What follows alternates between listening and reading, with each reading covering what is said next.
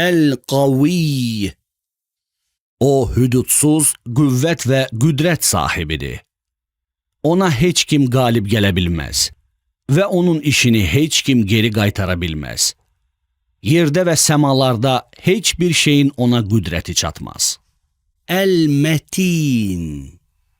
Onun qüdrəti və qüvvəti şiddətlidir. Ona işlərində və feillərində heç bir məşəqqət və yorğunluq üz vermir. El-Hayy. Uca üzünə və əzəmətli səltənətinə layiq olan həya ona aiddir.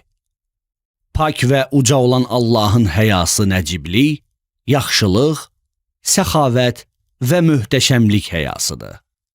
El-Hayy. Daimi olan həyat, əvvəli və sonu olmayan əbədilik ona aiddir. Mövcud olan bütün həyatlar pak və uca olan Allah tərəfindən və onun lütfündəndir.